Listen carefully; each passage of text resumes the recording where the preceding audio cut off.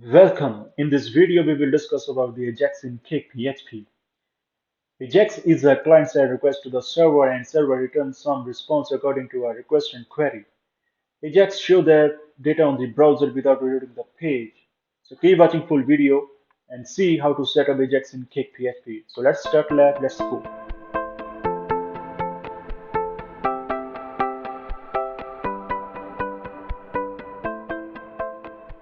So in cakePHP, ajax requests handle in many ways. But in this video, I would like to install this plugin. The plugin name is cakePHP Ajax plugin. Uh, Mark Shear is developed this plugin, and I say to thanks Mark, even whole team who developed this plugin.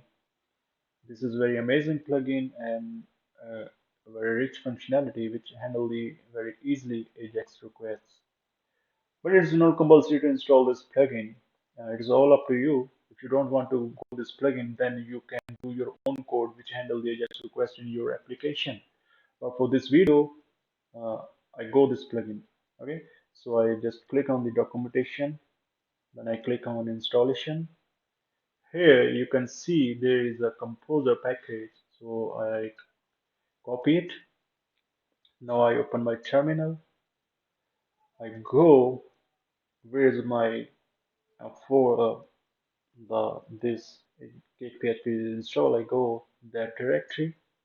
The directory name is ajax cake, and now I paste here that composer package, and now it's installing. Yeah, it has installed. So now the first step is complete. We install it. The second step is that we have to include this line of code in the bootstrap method. The bootstrap method existed in the application.php file. So now I open my editor. This is a subline editor. I open src folder. Then you can see there is a application file. I open it. Now I find bootstrap method. This is a bootstrap method. In the last page, now the Ajax plugin is registered in application. But before it, we have to tell our controller to use this plugin in our whole controllers. So now the third step is that we have to go back, and now we click on the component Ajax. We click on it. Now we load this component in our controller. So I copy this line of code. I copy it. Now I paste it in app controller in the initialize method. Congratulations, you load Ajax plugin in your application. Okay, now the next thing is that this is I think it's enough. Yes, we require only this code in the controller, nothing else. So now we have to create a JavaScript file and do some code for the Ajax. Okay, so let me save file into the webroot directory. Open the webroot directory, go to the JS folder. Here I've saved the file index.js. I print the alert message on the browser. If I refresh the page, nothing is happened because this file is not included yet our template. So include this file, open the template folder, go to the layout, open the default.php file, scroll down, and below the body tag include the script $this html script and index. What is index? Index is our file name of the JavaScript, right? So if I refresh the page, you can see the alert message or pop up here. Now our file is included. Close the default.php file. Now I create here variable xhr new xml http request.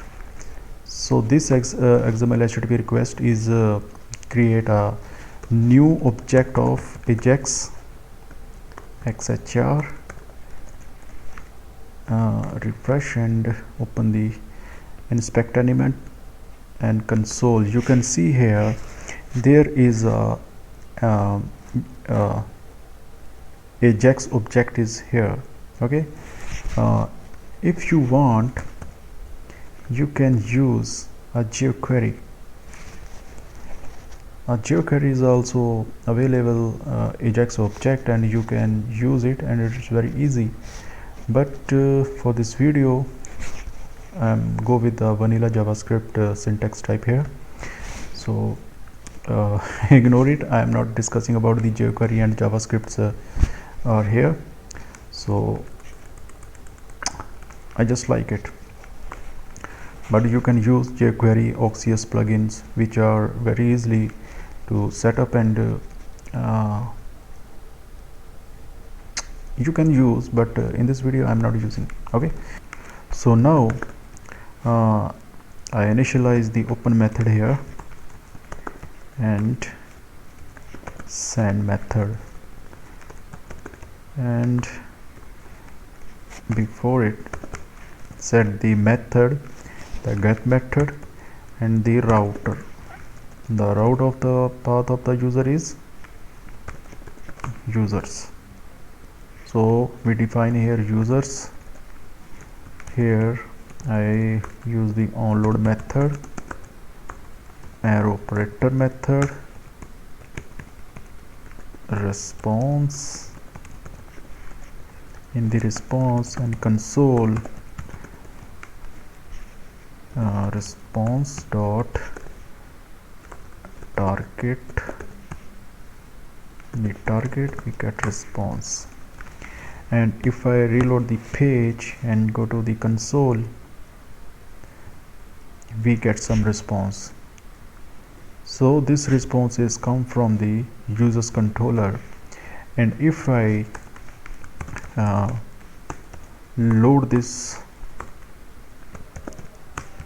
response on the browser, see what happened. Response dot target dot response. Reload the page, and that response is loaded on the page, and you can see the our base path is load on the users data here, right?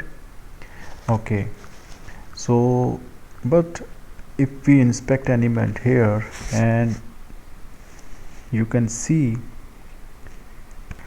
okay, so we load this response in the body's whole body page, so that's why it is not showing, but I want to show you. Yeah, you can see in the body section there is also load a metadata, meta tags, and our JavaScript files is included here. So this is not a correct form response come from the server side. Okay, so now we can handle this request with the header. Actually right now we send the request to the server. The cakePHP is now detecting this request as a ajax. Okay, from our ajax request from this file, but cakePHP did not detect it as a ajax request. So for this we have to define here a set request header, type here x requested with, and type xml http request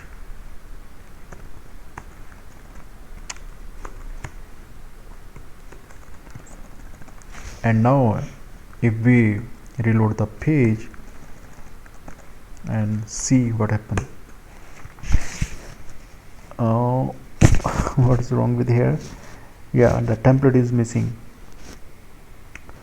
Actually, because we are using this plugin, the plugin is auto detect the ajax request. So now when we set this header, the ajax request go to the server and cakePHP detect it as a ajax request is here. So now the exception is that there is no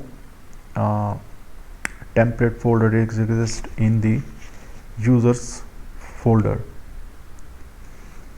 Okay, so if you want, you can load the page and you can see there this is not template missing error. Actually we have to define here dollar, oh sorry, extension, set here extension JSON. So now you can see there is change the response, but we get the JSON response from the cakePHP. Now I just comment on it. So now there is error, the template file users must be use ajax folder into the users controller. So what does it mean? What is going here? Control and open the template folder, go to the users controller, sorry, users folder, and create here ajax folder and create here index.php file, right? And refresh the page and you get here JSON response from the cakePHP. So here this response is come from this plugin, right? So any code here, but the response is come from like this way because of this plugin, right? So if I open and go the back and open the index file and copy and paste here and refresh the page, we get correct response. Now don't give a variable, you see we get only the template, sorry, table content here, right?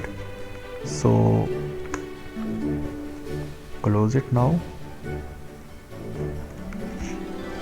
just close all this. Now I open the